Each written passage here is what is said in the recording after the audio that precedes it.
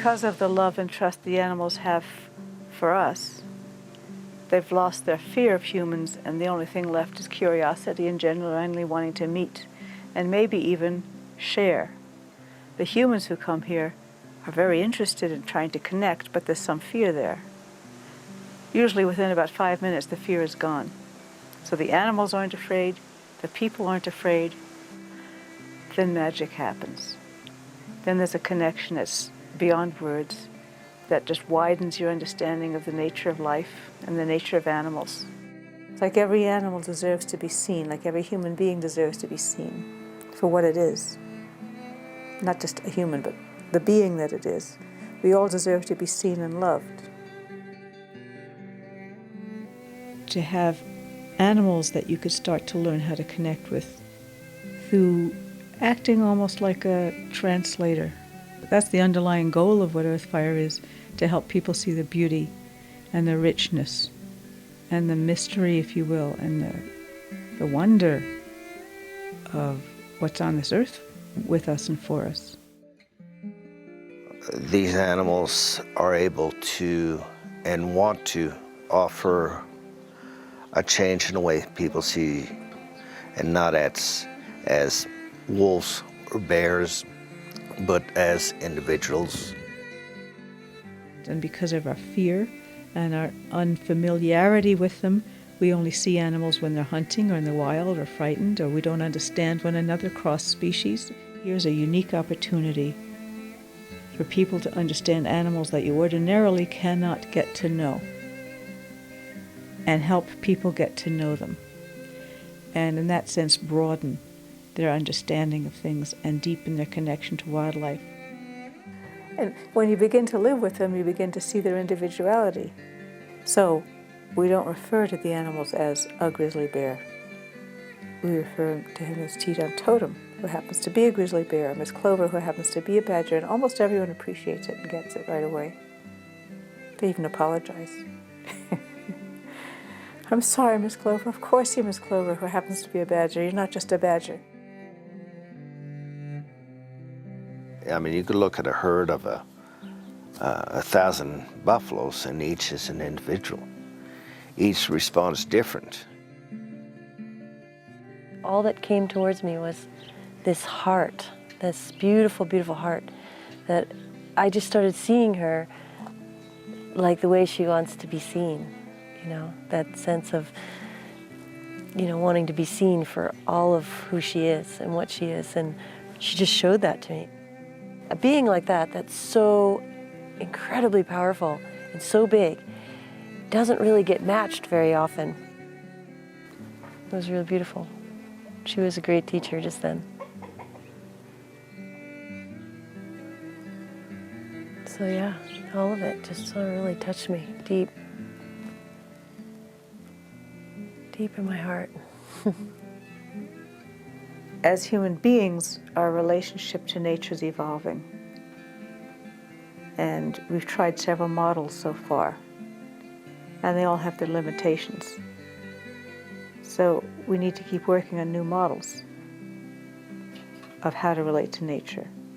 And Earthfire can help with that, because you can start to look at nature differently, as not nature out there, but nature is part of us. Animals not as strange beings out there, but beings on this earth with us, traveling the same journey with us. As a culture and as a time, I think we're starting to move in that direction. And Earthfire has a really important part to play in that. A major goal of Earthfire is to help enlarge our sense of community, to include not just people, who are really important, but also animals, who are also really important, and all the living beings on the earth, to enlarge our sense of community and to have our animals here because they're comfortable with people and can act as translators between the wild and humans, to find a way to relate differently. But just like a great book can open horizons for you, will help them see the possibility of developing an intimate relationship with the wild animals they have around them, be it a dove or a woodchuck or a fox. They are all individual beings that can open the door for us to a deeper connection with nature. That's what I hope Earthfire can offer the world.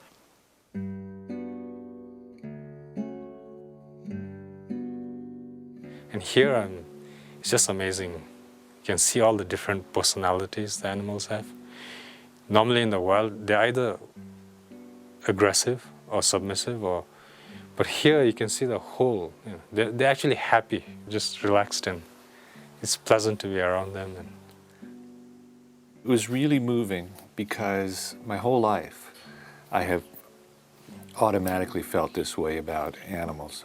Something like this operation that can just give people that momentary opportunity to see it's not only that these creatures have the same capability, they are the same, and in fact, every creature has compassion.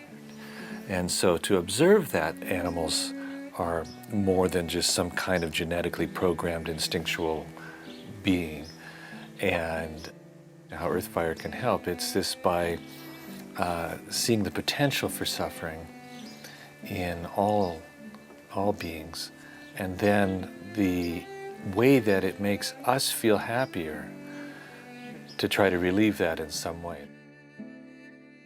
So we started this place with just one salary, one normal salary, and a sense somehow of what we were going to do with it.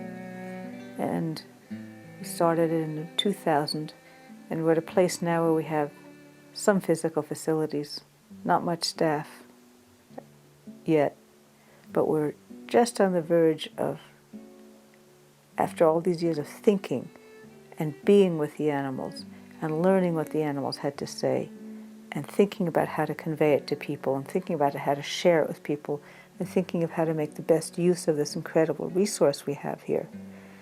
And the unusual combination of things, of animals and John's talents and my own type of thinking together, we're on the verge of being able to start to take it out into the world. And vision of Earthfire is to help forge a new way of living together on this earth. It's not about me and it's not about Jean.